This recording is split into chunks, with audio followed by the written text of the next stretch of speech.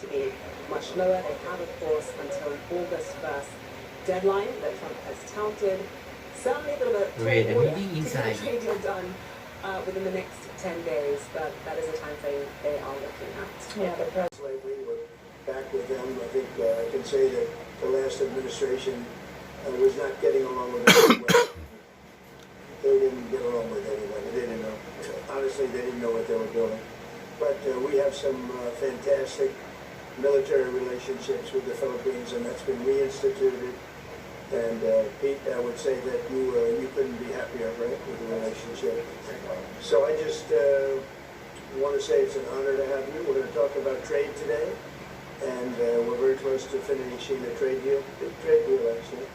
And we do a lot of business with you. It's a lot of income coming in for both groups. But I was surprised to see the kind of numbers. They're very big, and they're going to get bigger under what we're doing and what we're proposing. And I just want to thank you for being with us. It's a great honor. You and your representative, sure, a great honor. We have a big announcement. AstraZeneca, the big drug company, is going to spend $50 billion, $50 billion in the United States in order to build various places all over the country, big manufacturing plants, pharmaceutical plants all over the country. So that's an honor. And he said they did that because of the election and because of the fact that the tariffs are placed. So they're building their facilities in New York. $50 billion, that's a big investment. And it's going to be a very good investment. I have no doubt about it. So thank you to AstraZeneca. And with that, I'd like to have you say a few words, please. Thank you very much, Mr. President. Of course, we're all very happy to be here to once again reaffirm the very strong ties between the Philippines and the United States, ties that could go back over 100 years. And considering the context in which we live these days, especially in my part of the world, this has evolved into as important a relationship as is possible to have. You must remember that the United States is our only treaty partner in the Philippines, and that has stood us in good stead over the years, certainly through the Second World War, and the cultural memory of all Filipinos, down to even the school children, is that our strongest, closest, most reliable ally has always been the United States.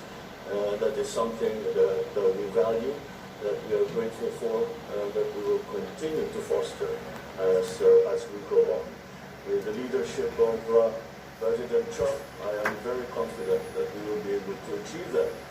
I think it is worthwhile to remember that it was President Trump who, in his first term, characterized the relationship between the Philippines and the United States as ironclad. And that has been necessarily the case since that time that you made that statement, sir. And it is something that the Philippines will always hold close to its heart. Thank you once again, and we are honored, and it is our great pleasure to be here and to visit with the President of the United States. Thank you, sir. It's my great honor. Any questions for us? Yeah, please go ahead. Go ahead.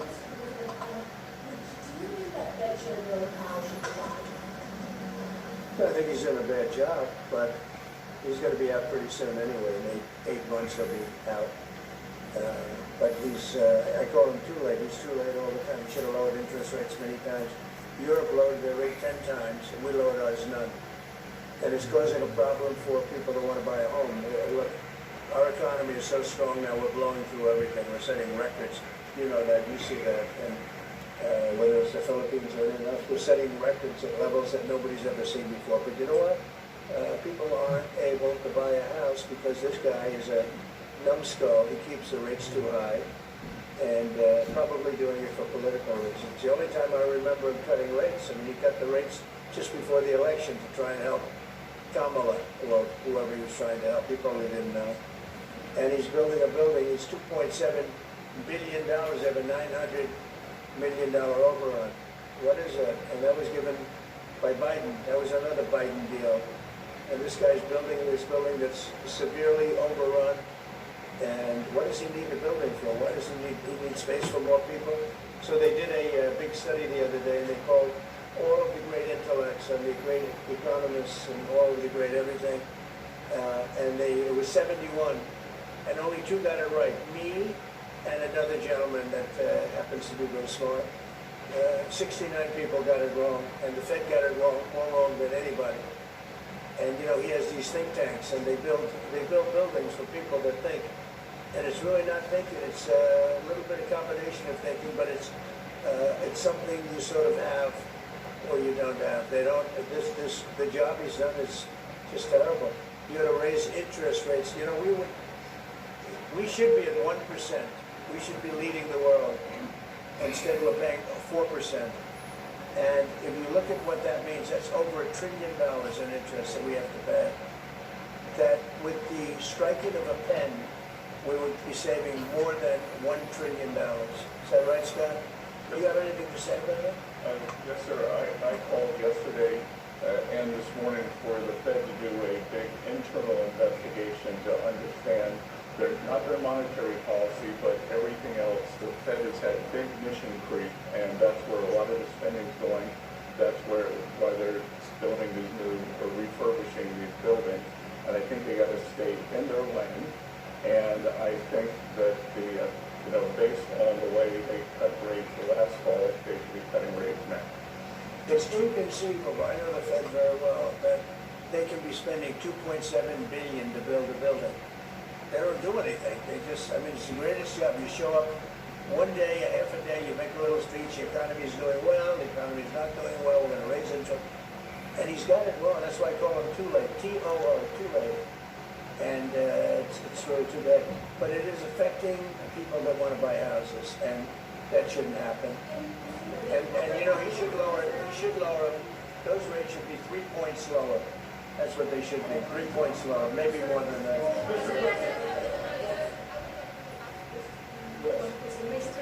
President Marcos, next year, Philippines is going to be the leading chair of ASEAN. I wonder how do you plan to balance the relationship between the United States and China? And for President Trump, Kremlin yesterday said if you are going to Beijing in September, they wouldn't rule out a meeting between you and President Putin. Is such a meeting possible? And how soon do you plan to go to China? Well, we have a lot of meetings possible. President Xi has invited me to China, and we'll probably be doing that in the not too distant future, a little bit out, but not too distant. And I've been invited by a lot of people, and we'll make those decisions pretty soon. Please. Well, as you say, we are chairing ASEAN for 2026. There is no need, in a sense, to balance, as you characterize it, to balance our relationship between the United States and China, simply because our foreign policy is an independent one, and we are essentially concerned with the defense of our territory and the exercise of our sovereign rights. Now, whether we do this not alone, we need to do this with our partner. And again, our strongest partner has always been the United States. But of course, we are trying to form coalitions and multilateral relations so that those like-minded nations who share the same values as we do, who hew to international law, more specifically the UNCLOS, present that position very clearly to anyone who has intentions of unilaterally changing the world order, and that is how we are guided. And I don't mind if he gets along with China, because we're getting along with China very well. We have a very good relationship. In fact, the magnets, which is a little complex piece of material, but the magnets are coming out, very well. They're sending them in record numbers. We're getting along with China very well, and I don't mind if the president dealt with China. That's meant because I think he has to do what's right for his country. I've always said, make the Philippines great again. Do whatever you need to do, but you're dealing with China wouldn't bother me at all. Well, now, it is something that we have to do in every case. Yeah. That's something that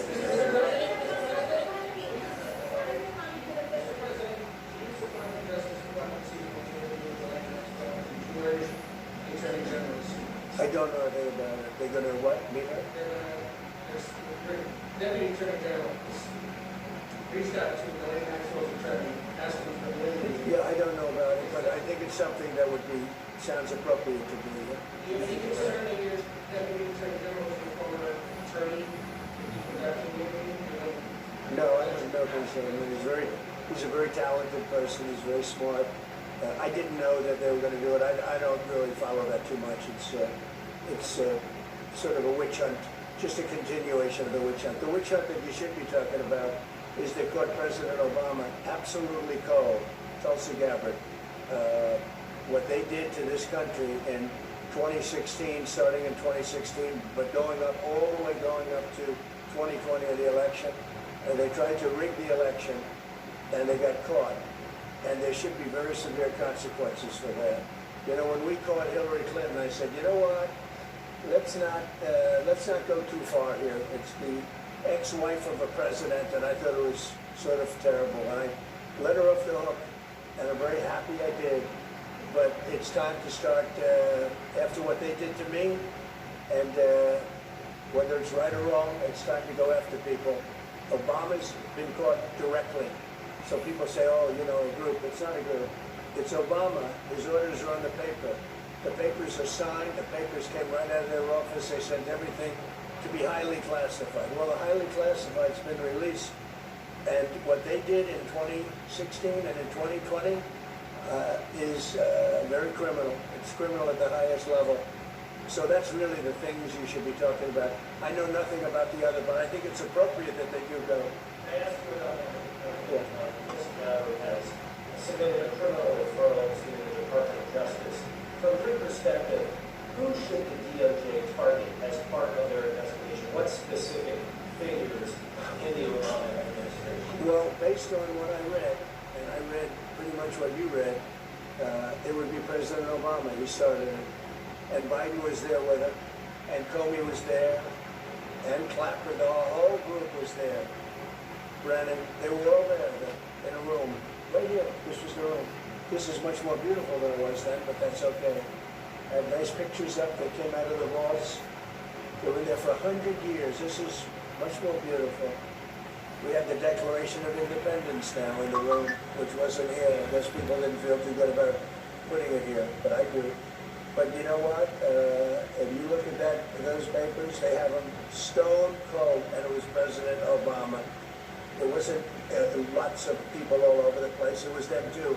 But the leader of the gang was President Obama, Barack Hussein Obama. Have you heard of him?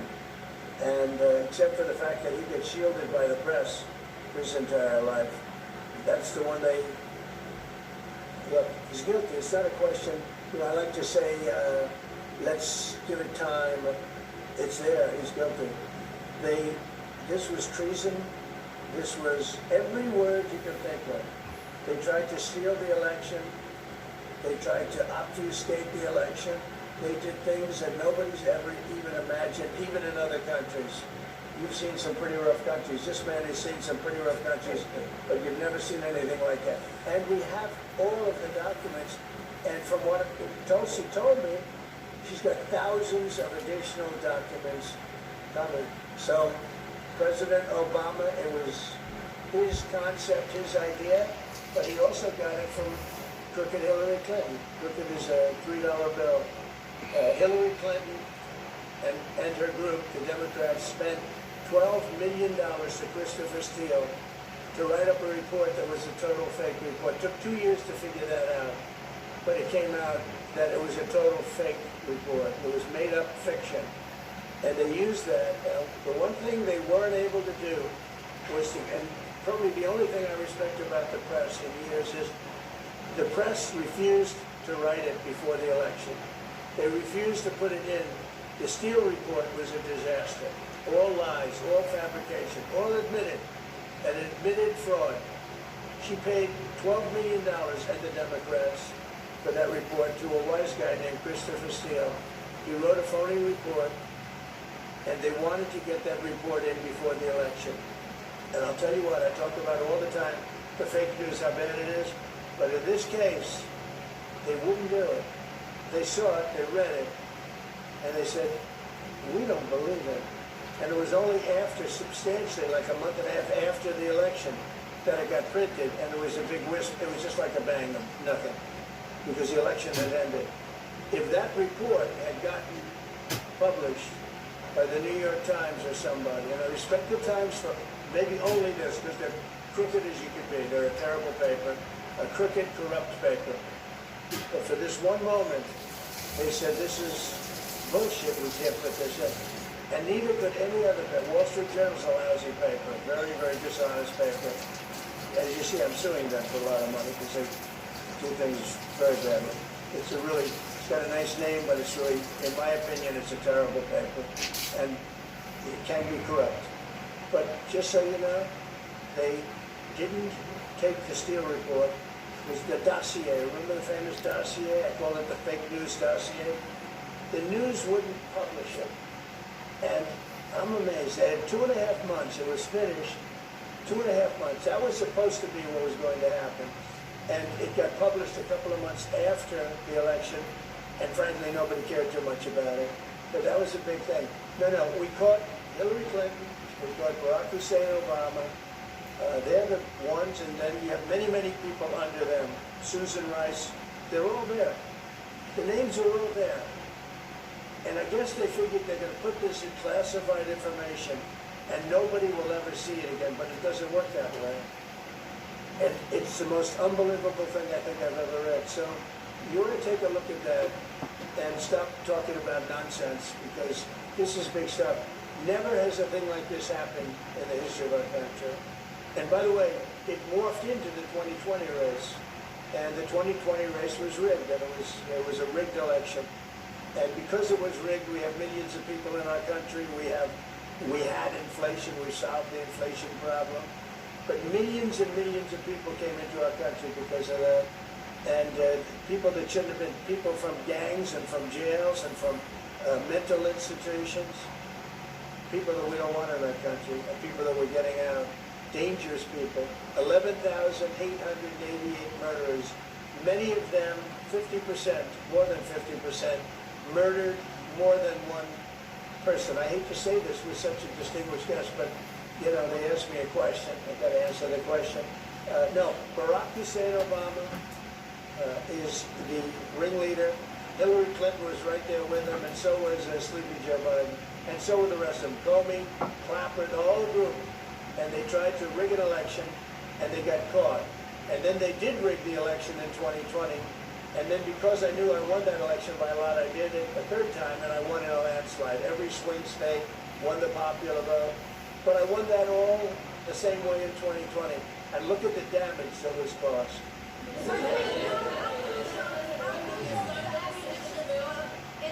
How crucial is the ammunition having the U.S. plans to build in Subic and the Luzon corridor, considering that these will be built in areas that hosts strategic ports as well as military air bases? You talking about ammunition? Yes, the U.S. House Congressional Committee on Appropriations approved the budget. So it's very important. Otherwise, we wouldn't have approved it. Yeah, it's very important. Otherwise, we need ammunition. We're going to end up in a few months, we'll have more ammunition than any country has ever had. We're going to have more missiles than any country has ever had. We're going to have all the speedy missiles. We'll have the speeding ones, the slow ones, the accurate ones, the ones that are slightly less accurate. We have everything. But we will have more ammunition than any country has ever had. It's very important to me. Okay. Go ahead, please, Ray. Sir, when you say that you're opposed to making a trade deal, what gaps remain? And for President Marcos, sir, I was just wondering, do you not think that perhaps the Philippines hosting U.S. missile systems would be considered as military by China, because they can strike? Well, it's an honor to be with this gentleman. That I've known him, and I've known his family actually, but I've known him. And I assume you're from the Philippines? Are you from the Philippines? It's good. You're very lucky to be from the Philippines, right? It's a great place. But we're going to have a very good relationship. I mean, I know you had some problems with another president. and it was not your fault, it was the president's fault, and the country was maybe tilting toward China, but we untilted it very, very quickly. But you had a country that was tilting toward China for a period of time, and I just don't think that would have been good for you. You could deal with China, you should deal with China, but when I got elected, everything changed, and they came right back to us. Say it again, yeah, Brian, go ahead. Oh, Mr. President, I wanted to piggyback off that. Yes, I'm sorry, what was the question again?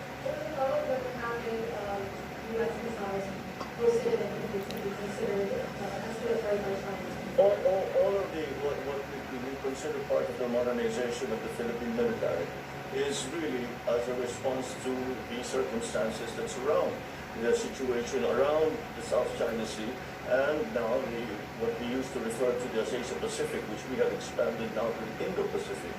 And if we would certainly, like in any kind of military spending, we would wish that that wasn't necessary, but it is. And so that is what we are doing. And as an adjunct to the question about the ammunition production, this is actually the United States is assisting the Philippines in what we call our self-reliance defense program, which is to allow us to be self-reliant and to be able to stand our own 2 feet, whatever the circumstances that occur in the future. And the reason that we have encouraged more interaction with the United States is because it is, again, it is necessary. And it is not just with the United States. It is with all our neighboring countries and even countries as far afield as the Scandinavian countries, the EU. And so this is an ongoing process. And again, I will stress the point that we do this because we feel it is necessary. And don't forget, just as tantamount to what you're asking, the Philippines were loaded up with ISIS and a lot of terrorists, and they were at a very, very dangerous point. And during my administration, we went in and we wiped them out, working with the Philippines, but we wiped them out. But if we didn't get in, I don't know what would have happened. I don't know who would be your president right now. But we spent a lot of time and a lot of talent on going into the Philippines and wiping out terrorists. They had a tremendous problem during my administration. And we cleaned it up, we got them out, and now you really have a good solid country again. I believe so, yes.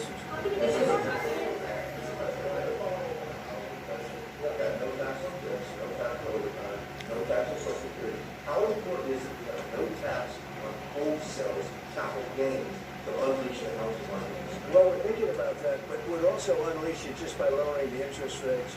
If the Fed would lower the rates, we wouldn't even have to do that. But we are thinking about no tax on capital gains on houses. And very impressed that you asked that question because nobody knew that. How did you find that out? That's right. There's a leaker.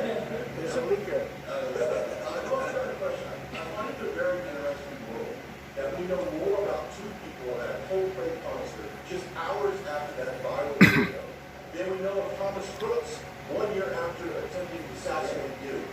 What is holding back the investigation on Thomas Brooks? Well, they've reported to me and they've told me things, and they really say they haven't found anything that was abnormal. I would say this: the Secret Service was very brave because they were right there and they jumped on me. They made a mistake. They should have had somebody on that roof, and they should have had communication with the local police, who also, they did a very good job, but they made some mistakes, and we have a whole different group of people now. I don't think anything can happen, but I think we have the best people anywhere in the world right now, and I think they've learned. And they went into him in great detail. They gave me the whole thing, and what can I do? They say that it was just a nut job that was looking to do this, and I spoke with the FBI, the new FBI. I spoke to the FBI, who was the old FBI. I wouldn't have believed the thing they said, because the old FBI and they told me he was crooked as hell. He was one of the most crooked. Everybody should read the Horowitz report. Unfortunately, Bill Barr didn't use it. But the Horowitz report, not appointed by me, There was a report on Comey and the FBI.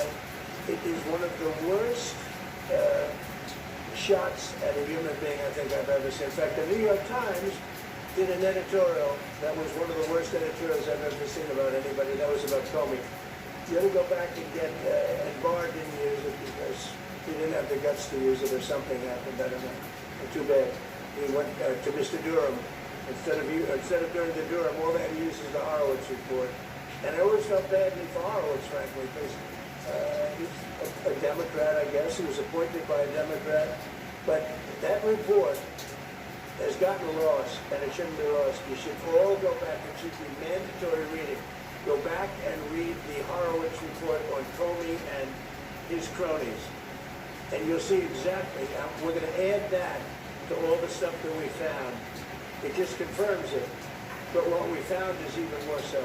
Now we found absolutely, this isn't like evidence, or this is like proof, irrefutable proof that Obama was sedacious, that Obama was trying to lead a coup. And it was with Hillary Clinton, with all these other people, but Obama headed it up.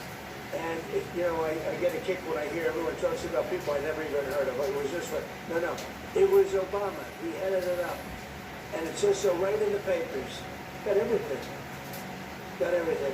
This is the biggest scandal in the history of our country. And it really goes on to even the auto pen.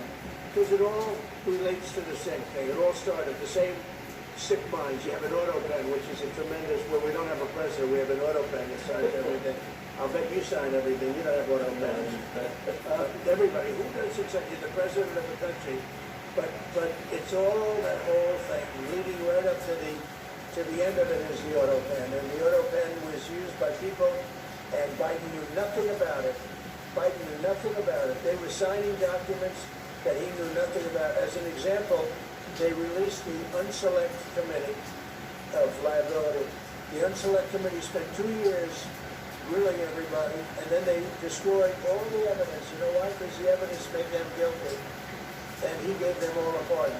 The Cheney, all the scum that was on the Unselect Committee, Bryant, Adam, Kinzinger, and Democrats, and he gave them a pardon. Do you have something else to add? One more thing, yes.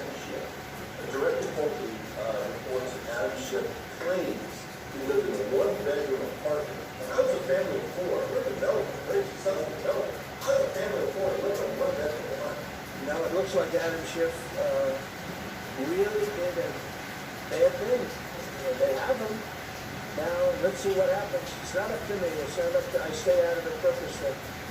But it's mortgage loan fraud. It's a big deal. We defrauded banks and insurance companies and the federal government.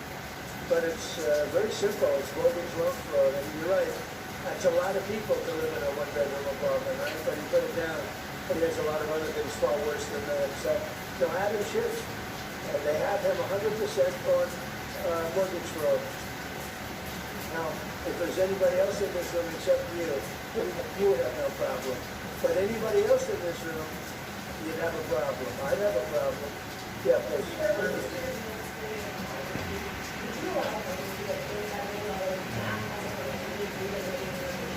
No, I'm not giving. Harvard's been given $7 billion. $7 billion. And we want money to go to all universities, not Harvard. Harvard got more than everybody else. They have $52 billion. They get huge tax incentives and tax breaks on that $52 billion. But they have $52 billion, and they got $7 billion over a short period of time. And we have a very hostile judge appointed by Barack Hussein Obama, a very, very hostile judge who knows exactly right from wrong, but we expect to win it at a appeal. She hasn't given a decision yet, but she's very hostile, and she was put by Barack Hussein Obama. And generally speaking, anybody that does that, we're gonna have problems with. So we don't expect to have. We won the case yesterday. Anybody that was there, that was a neutral, would say we easily won the case. But a lot of the case, and a big part of it's going to be how much money Harvard gets in the future. That's not part of the case, and they're not going to get very much.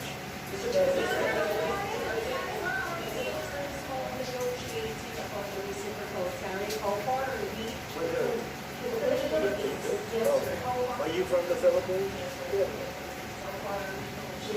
Well, it's tough. He's a very tough negotiator. So far, we're not there because he's negotiating too tough. In fact, I used to like him better than I do now. He's too tough. But we'll probably agree to something. But he's a strong negotiator. He loves your country.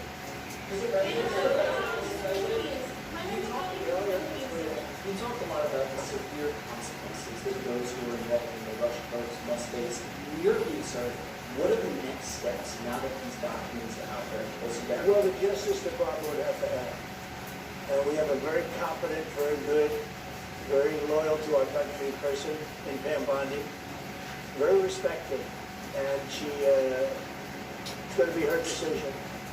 Follow up to that, so Kristen Elm is in New York City visiting all three CBP officers who was allegedly shot this weekend by illegal element who came into the country during the previous administration. Right. What is your message to any voting community to continue to push race policies after this new development? So the only thing I don't understand, because you like to understand things and we're all smart people and all, but why would they allow 21 million people into our country, unvetted, unchecked? You don't allow it. You wouldn't allow people in. It's tough. No, the country's run properly. Biden and his group of thugs, and I don't think it was Biden, I think it was the people that surrounded that beautiful, resolute desk right behind you. They allowed 21 million people, probably much more than that, and many of them came from jails and gangs and drug dealers and mental institutions, insane asylums. Many of them are very sick. 21 million, probably 25 million, probably even more than that. And we're getting them out. Many were murderers, as I said. They killed people. Many killed more than one person. Stone cold murders. I don't understand why they would have allowed that. There's only two reasons to vote. Is there one voters? It's one reason. I don't think they would have done it for that because they cheat. You know, they're so good at cheating, they don't need that. But the vote, and the second reason is they hate our country. I think they hate our country, actually, and it's the biggest problem. I mean, much of our time is spent with, you know, we have the strongest border anywhere in the world now. Maybe even stronger than your border, you can believe it. We have no people coming last month, zero, which is pretty amazing. I'm not even sure I can believe that, but liberals are the ones that do that calculation. So, but we had no people coming. A year ago, we had hundreds of thousands of people coming. Hundreds of thousands of people. And they flowed in. And if it wasn't for the election, it would have been millions of people coming last year. So millions of people prior to election time, they would have millions and millions of people to come into our. I mean, we saw it. It opened the gates. If you took an Alabama LSU football game that holds 128,000 people, I was there, 128,000 people, and I like them and they like me. But if you took that and doubled it, that's what used to flow into our country on a daily basis. It's not even believable. And we're getting them out, and we're starting with the worst ones. And we had a man shot yesterday, a police officer who's great gentleman, shot right here in the throat. Probably won't be able to speak again. But he was brave, and he shot the other guy. And they ended up getting him, and you saw the scene where his friend took him to a hospital and dumped him down on the sidewalk. And the whole thing was crazy. But why would anybody do to our country what these Democrats have done? And honestly, we can never forget it. We can never forget it. What they have done, the damage that they've done to America is very, very sad. Thank you very much, everybody.